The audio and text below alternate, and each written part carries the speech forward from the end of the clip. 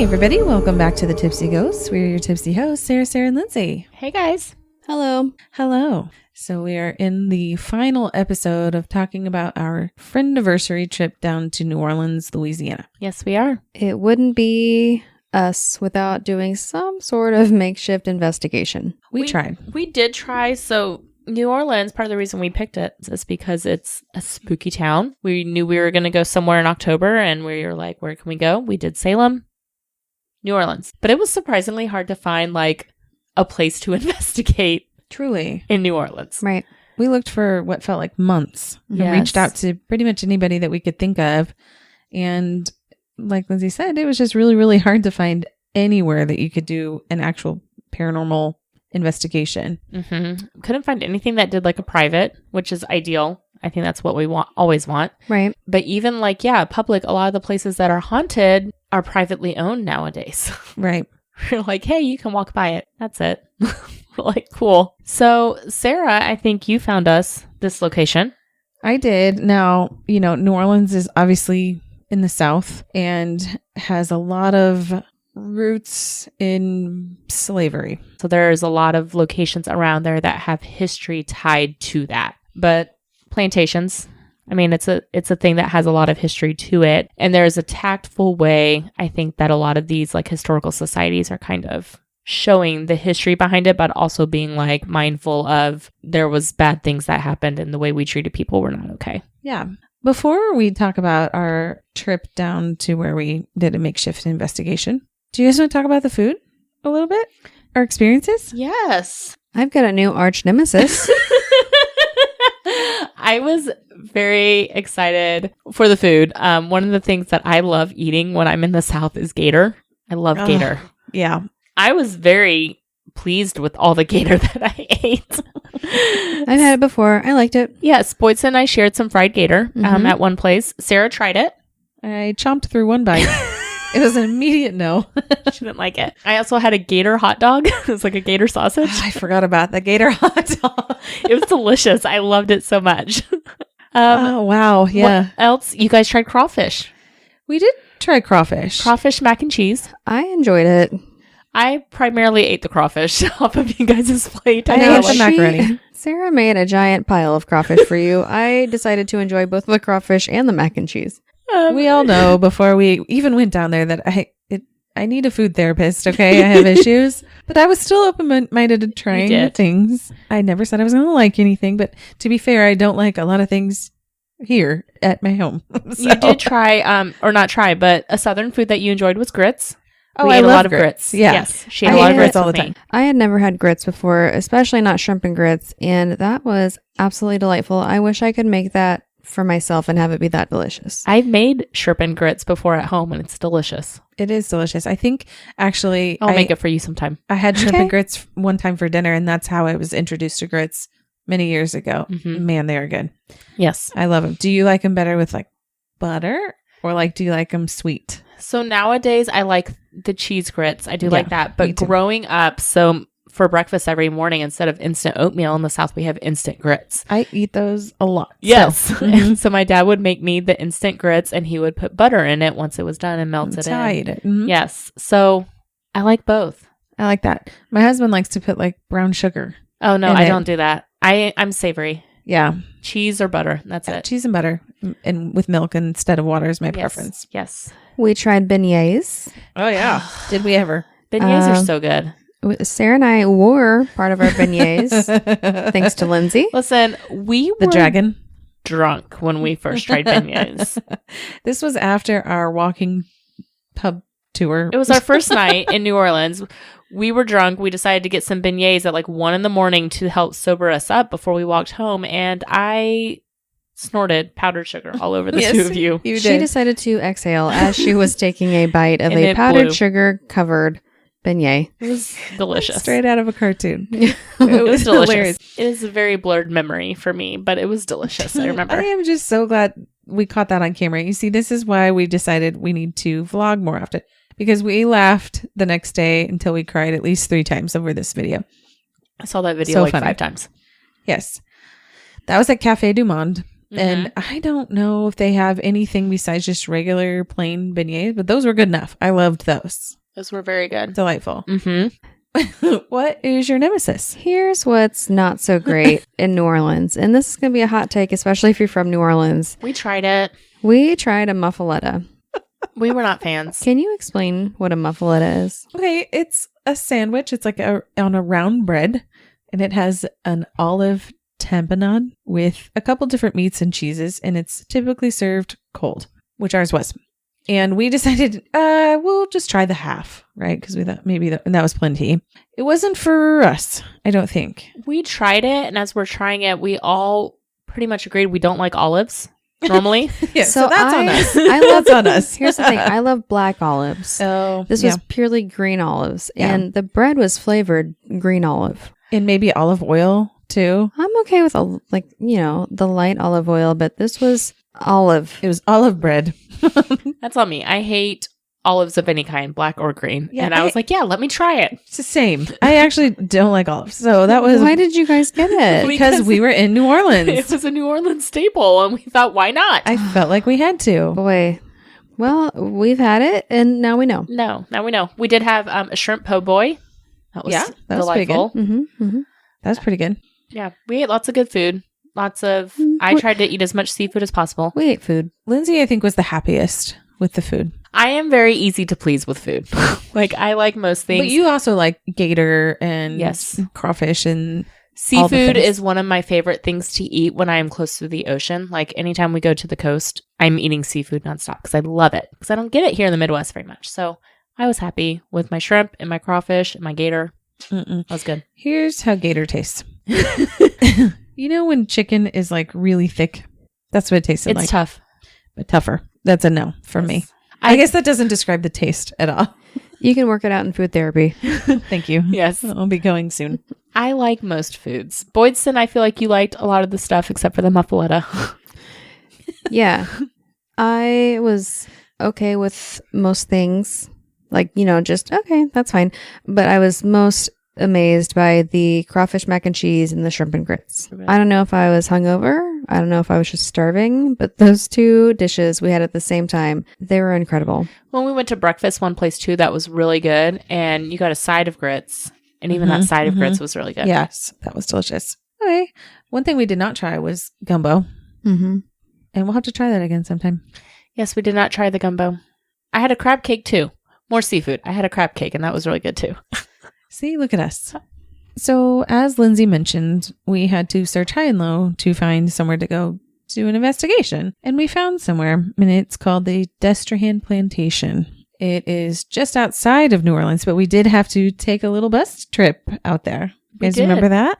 I do remember it because at the place we were meeting to get on the bus, there was like a bar where you could get massive drinks. How big are those cups? I said, I have to go to the bathroom. Why don't we each get a drink? And they were going to order us drinks. And I come out, and the 3 drinks that they had ordered, each one was like a giant 32 ounce Easily of alcohol. They were each different flavors. We couldn't decide. Yes, there was 3 flavors, so we each got one. And I was like, yeah, that's cool. Thinking it's going to be like a normal size drink. It was not. Twas not. And then we just split them all. It worked out great. And we did. And so they put a lid on them. That's the nice thing about New Orleans. You can walk around with open containers of alcohol in the streets. So we took it with us on the tour, and it was great. It was delightful. It really worked out great. Yeah, they were good. Okay, so you ready to learn a little bit about the Destrehan Plantation? Yes. Let's talk about it. Okay. Like I mentioned, it is located just outside of New Orleans in Louisiana in a little town called St. Charles Parish. The history of the house starts with 2 different families and involves several other key people, and we'll mention them when we talk about the construction and management of the home. The first family we're going to talk about is the namesake of the plantation, the Destrehan family. The story starts with a man named Jean Baptiste. Oh my God. This is such a common name. He has several other names. It's like the John Smith. And I'm just going to warn everybody, I will mispronounce names. Apologies. French names are hard to say. Jean-Baptiste Honore Destrehan. I don't need to give a disclaimer. I will mispronounce these. Y'all know me by now. So JB, he arrived in Louisiana in 1730 and worked as a clerk. He married Catherine de Govey, Sure. I'm believing everything you say. And they had 7 children, but maybe the most important child. What? The favorite child. The favorite child. The favorite. For this story, anyways, his name is Jean-Noel Destrehan, and he was born in 1759. So the next family started with a man named Robert Antoine Robin Delaunay. Deloney, like bologna. I was saying in my brain Delogny, so that sounds a lot better. Okay, so I say Delaunay because it's Dlogny. But then now that I'm thinking about it, I think that the lady that I listened to said Delongay. Oh, that sounds more French. So not Delogny. But it's spelled like Logny. Okay. Delongay sounds way better. Anyways, he was born in France. Listen, I'm talking about him later, and it's going to be Delogny. So sorry. I have committed in my brain. Robin Delongay. What happens when we split up the story? We're all going to pronounce it differently. Okay, well, Robin Delaunay. He ended up in New Orleans and married a Marie Drew, and they had 4 children. His daughter, Marie Claude Celeste Eleanor Robin Delaunay. Claude. Oh my gosh, what is happening? Delogny. Did you say Robabla? Marie Claude. Marie Claude Celeste Eleanor Robin Delaunay. Robin de Logane. Thank you. I was pronouncing it Robin. That is the American way. It's Robin. What did you say? It's Robin. Oh, wow. I had to listen to it. Robin Delogny. That's what it is. They're in New Orleans. I'm saying it with my southern accent. Robin This Delogny. is Jean Baptiste. Jean Baptiste. Okay. Jean Baptiste. June Baptist. Robin Delaunay. Sounds very French. Goes by Rob. Oh, it's going to be great. I can't wait for my section. I'm so glad I got to start. I actually had to listen to somebody pronounce it because I did not know. That would have been a good idea. I should have done that. Nice job. I do normally do that before my episodes, and then I type out how to pronounce them so I don't sound like an idiot. But I was just going to commit. Okay. All right. So his daughter, Rob, her her name is Marie. Okay. Marie Delaunay. Marie, yes. Marie is Claude. also a very popular name back then. It very much is. Everyone is Marie. Well, anyways, she married Jean-Noel Destrehan. Okay. Are you there? Yes. The 2 families I had can do kids. that. 1 kid from each family married each other. All right. They became eventually the Destrahans. Got it. So now the history of the house. Robin Delaunay contracted with another man named Charles Paquet to build his new home, which is now known as the Destrehan Plantation. And this was in 1787.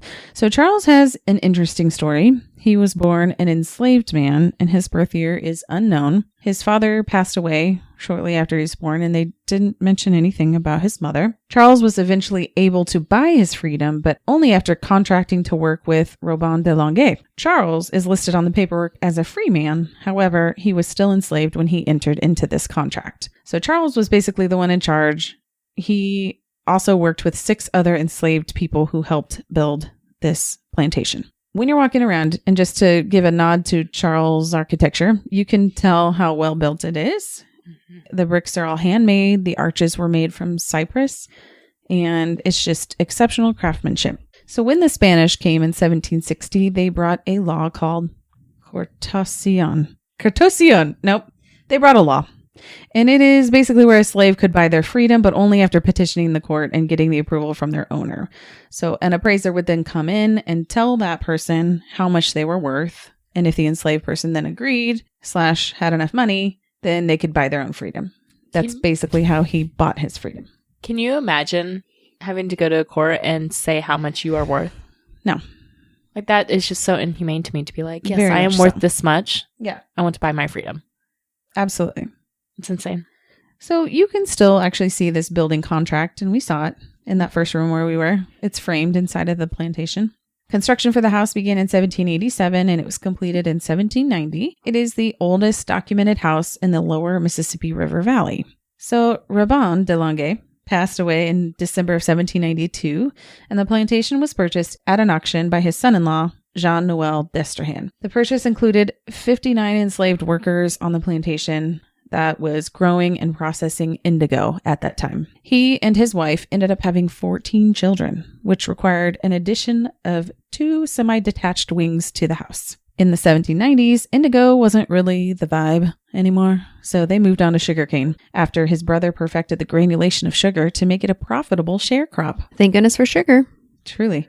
The plantation became the leading producer of sugar in St. Charles Parish in 1803. So 1803, Louisiana was now owned by France, and the French ambassador chose Jean-Noel Destrehan as first deputy, and his brother was chosen as the mayor of New Orleans. He, meaning Jean-Noel, served in the state legislature and ran for governor, but he lost. He also ran for the U.S. Senate seat, and he won, and he served there until 1817. The Destrehan Plantation website has a page dedicated to the history of enslavement in St. Charles Parish, and I'm just going to kind of summarize what they had to say. So the first Africans were brought to Louisiana by the French crown, who wanted to increase the population to keep the new colony from failing. So the largest percentage arriving between 1720 and 1740. Many of them were from the area between Gambia and Senegal rivers in North Africa, coming from 2 major tribes that were skilled in agriculture and manufacturing dyes and cloth. But there are also many doctors, nurses, carpenters, potters, leather workers, and builders. Once the captives arrived at the mouth of the Mississippi River, which is kind of a weird thing to say.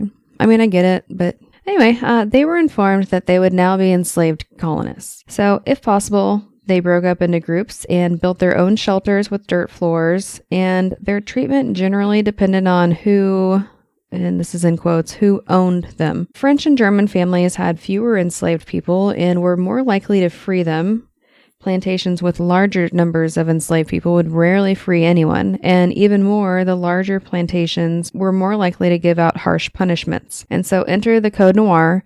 It's a decree from the King of France, and it was kind of a code of conduct for slavery in the French colonies. It restricted the activities of free people of color, mandated the conversion to Catholicism for all enslaved people, and defined punishments. It supposedly outlawed mutilation and the worst punishments that enslavers could inflict on their enslaved, but it still included things like lashings, branding, cutting off ears, cutting hamstrings, and execution.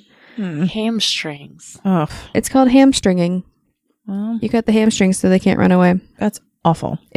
I hate that there's a word for that. It's abhorrent, yeah. Yeah. It's absolutely terrible. So, you know, it defined punishments. I mean, I know there's lots of things that happen, but it's just terrible.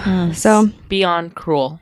even so, the Code Noir required enslavers to provide food and clothing and prohibited breaking up families. It said that the enslaved were forbidden to work on Sundays and religious holidays, and they weren't able to own or carry offensive weapons. I assume like knives, guns. The right to bear arms did not apply to them. No. It also discouraged marriages by forbidding the separation of husband and wife. So they know they couldn't separate them, so the enslavers really were not keen on letting them get married. Got it. Yeah.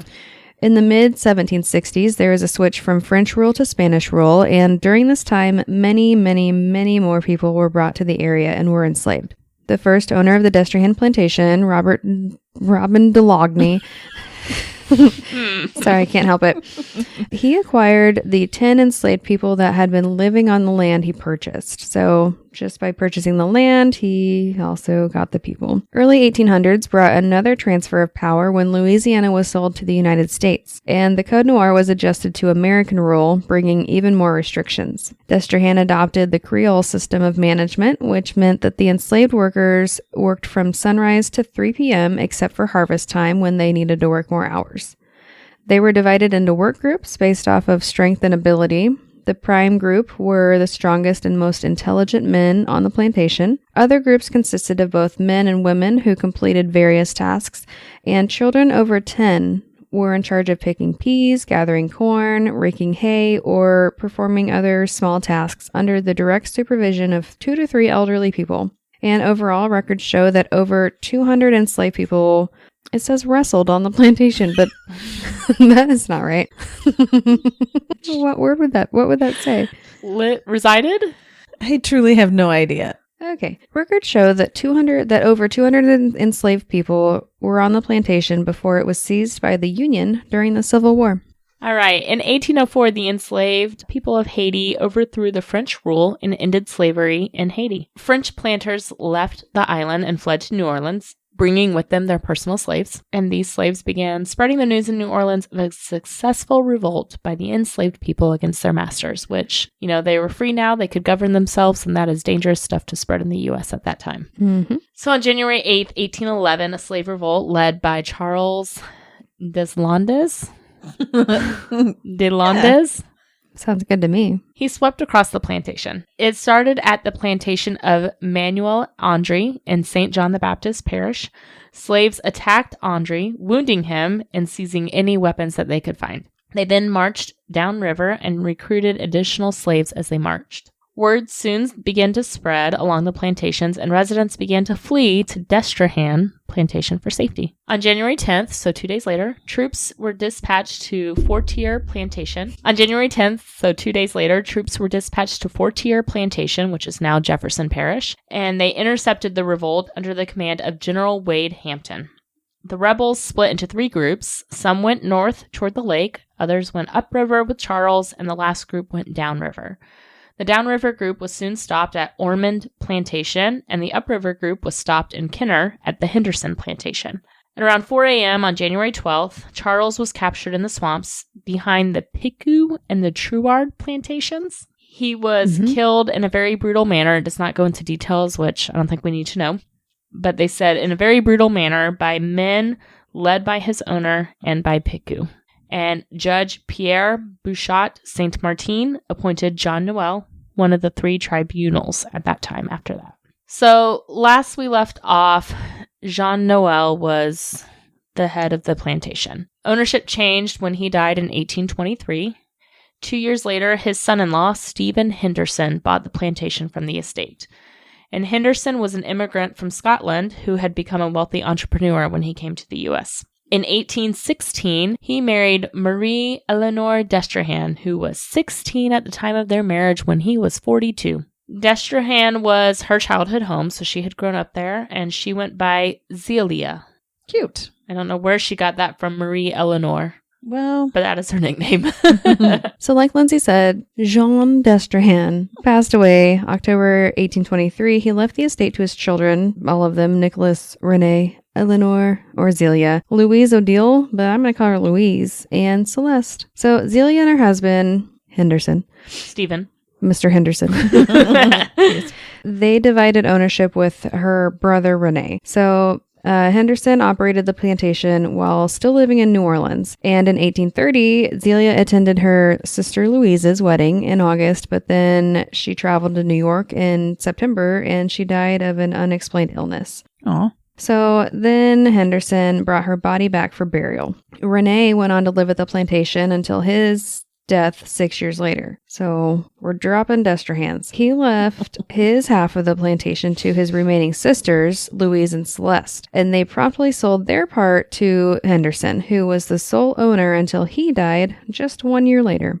The house sat empty until Louise's husband, Pierre, bought it 3 years later. They renovated the house to match the Greek Revival style, and Pierre became a member of the Louisiana Supreme Court in 1845, but still managed to make the Destrehan Plantation one of the largest producers of sugar in St. Charles Parish, like they said. This was until the Civil War began in 1861, which ended his profitable sugar production. So then he took the remaining family to France. But before he left, Jefferson Davis, the president of the Confederacy, asked him to present the Southern cause to the leaders of France. And because of this, the U.S. government confiscated all of Pierre's property when the war ended in 1865 because they basically said he was, not an American, a U.S. sympathizer. But then he received a pardon a few months later and got everything back. So as a reminder, 1865 is the year that slavery was formally abolished. And in a beautiful turn of events, over 700 freed slaves were housed at the Destrehan Plantation in not only the enslaved quarters and temporary housing, but they also got to stay in the main house.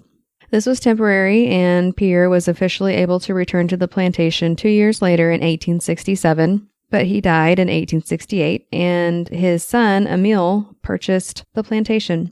Emil studied law at Harvard and became a district judge in 1886. He never married, and he ended up selling the house in 1910. By 1914, the property was bought by the Mexican Petroleum Company, who would go on to become the American Oil Company. They tore down most of the buildings around the house and built employee housing. The main house was still there. The site was abandoned in 1959, and the Destrehan Plantation was left vacant and had been vandalized several times, partly due to an old legend that claimed that Jean Lafitte had buried treasure in the house. We never talked about him. No. Yes, we went to his bar. I mentioned him in the vlog. Mm-hmm. He is an infamous pirate. He is a pirate. Mm-hmm. It is in the bar that, the absinthe. Well, there is a Jean Lafitte's bar. Lafitte's bar. It's one of the, I know. That's Everclear. That's Everclear. And then there was Pirate's Alley.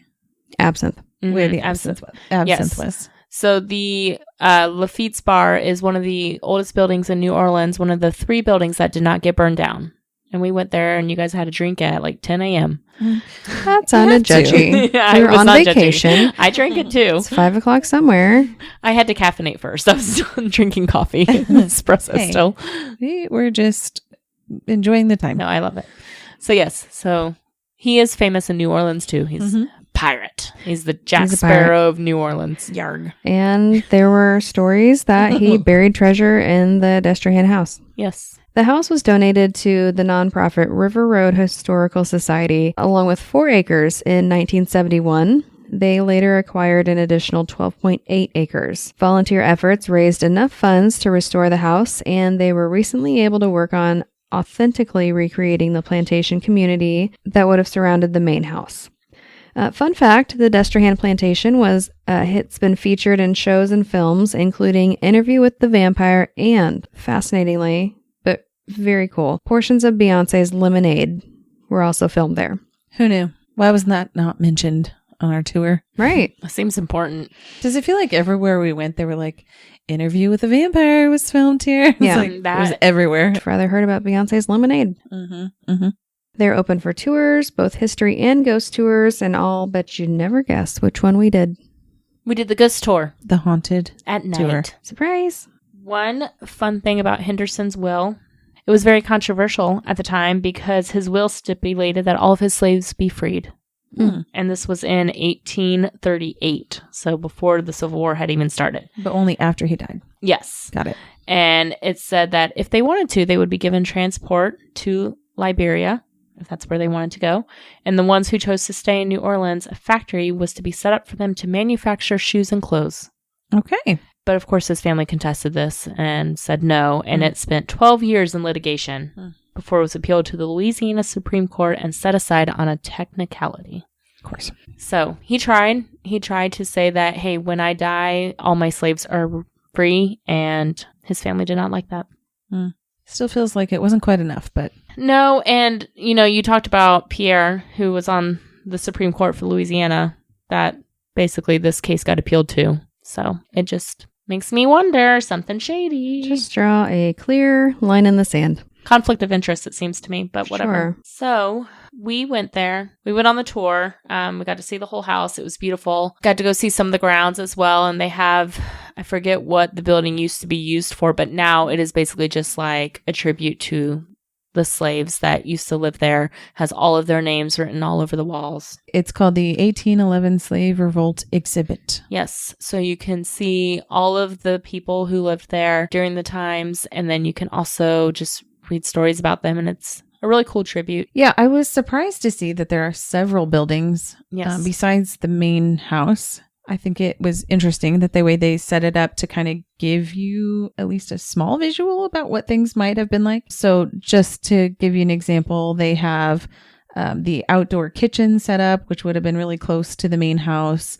There's a washroom, there's a schoolhouse, and now they have like a performance stage because it's set up as like an event space too out there. But in the interview that I was listening to, the woman said that, back in the day when this was up and functioning as a plantation, there would have been at least 20, like she called them slave quarters. And these would have been at least a quarter mile down the road or more. And the houses were very small cabins, one-room cabins, all facing each other on one road. And there would have been around 8 to 10 people per cabin usually, and not always family. So just very interesting. The other thing that I had forgotten, but she mentioned too, is that the mattresses were stuffed with those Spanish moss, which is everywhere down there.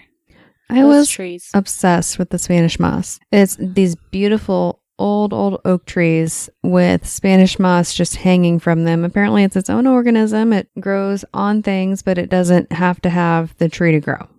Like it's its own organism. Mm-hmm. We took lots of pictures of the trees. Yeah. I can't remember exactly why they said they stopped using the Spanish moss. Bugs. Oh, yeah, that's why. They didn't want bugs in their hair. Well, I don't blame them. So as far as like paranormal activity goes down there, I don't know how many like true investigations that they're doing. They may be doing a lot. It's a little tricky to find like descriptions of what's going on. Yeah. However, I did find a few in case you're interested. Yes. So Stephen Henderson's ghost is the one that is cited most often. Yes. I remember her He's talking probably about mad Stephen. people didn't carry out his will. Yeah. Well, he's like 12 years in litigation for a technicality. That's so frustrating. That's the worst. That's why you need an advance directive nowadays.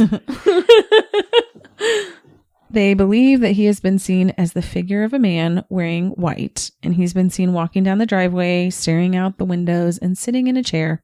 Aw. He's just enjoying his house. Well, yeah. So others say that they've seen the apparition of Jean Lafitte, strolling the grounds, maybe looking for his buried treasure. I would like to see Jean Lafitte. He doesn't remember where he buried it? He can't remember. His map did not go with him to the afterlife. Oh, man.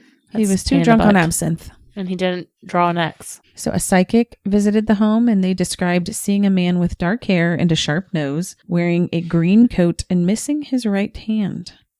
And this description fit that of Nicholas Destrehan. And several others claim to have seen him as well. I don't remember learning too much about Nicholas. Why he's missing a hand? He must be missing a hand. I don't know why. There's also been spottings of a young girl with blonde hair, as she is seen frolicking and playing. Now, the other thing I remember, but nobody really mentioned it.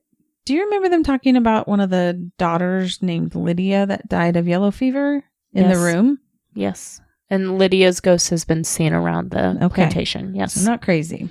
Lydia's ghost is somewhere there. I only remember that because I took a selfie with the doll that was supposed to look like Lydia, or the mannequin that looked like Lydia. And you took a picture by the chair, pretending to squat on the chair. Yep. Yes. Because you're not supposed to wonderful. sit on the chair. Okay, yeah. That's all coming back now. Yeah. So yeah, we went there. We did. It was nice to see just a tiny piece of that part of history and how they've preserved it. And I really appreciated the dedication. Yeah, I thought they were very tactful in the way that they spoke about the history. Yeah. Let's just vote on the New Orleans in general. Would we go back to investigate? I guess it depends on what it was.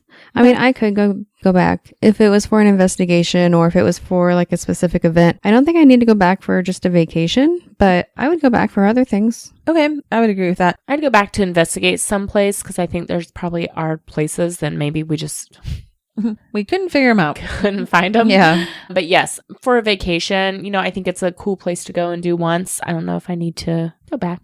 Right. We didn't really mention the Garden District, and I know you kind of brought it up once, but that place was really cool. And some of those houses have to be haunted. Oh, for sure. So if they were like, hey, you can come stay in the Garden District, and also this place is haunted, I'd be like, okay, I can do that. If I have to. Yes. Twist my arm. Right. The Garden District is like a bunch of older homes, but they are like ginormous, beautiful, rich. Yes. A lot of famous people live there. And so I'm sure a lot of those houses are haunted because they're old as well. Yeah. You know what? I forgot to mention that also was one of my favorite things. I'm so glad that we were able to rally for it. Yeah. I knew you would. I quite enjoyed that. We got to see John Goodman's dog. Dogs. They're adorable. There was 2 of them? Yes. The most beautiful golden retrievers. I love them. Mm-hmm. They are so over people. You They can are. just tell. They could knock your less. Yes. You could tell like the homes that are owned by famous people because they are like they have shrubs. They have something to like block their house where you can't see inside their house. No, John Goodman's house. The door was open. The door was open and his, like, there's a gate, obviously, but his dogs are just lounging on the front yard. We're like, are those his dogs? And they just get up, look around, go back in. They just were unfazed. But then I remember there was a group walking past us as we were like saying hi to the dogs, and they were like, who's John Goodman? And we're like, how dare you? What was that horror movie he was not just in? It but was like the Cloverfield, the second one. Cloverfield. Okay, yeah. So yes, that was fun. That was probably the only thing I think we did outside of the French Quarter. Yeah. Mm-hmm. Yeah. If you have any suggestions for our next spooky trip, let us know. If you want to fund a hotel outside of the French Quarter, let us know. We also need a couple years to plan this, so you got time. We have to think ahead. All right, guys. Thanks so much for tuning in this week to our haunted kind of investigation. Yeah. In Tripstigation. Of the entire French Quarter. Intripstigation to New Orleans. Nailed it. You can always find us at thetipsyghost.com with our socials linked from there, or send us an email at thetipsyghost@gmail.com. Please give us a 5-star rating and a great review anywhere you listen to podcasts. We really appreciate it, and it really does help. All right, guys. Thanks so much. We'll catch you next week. Okay, bye. Bye.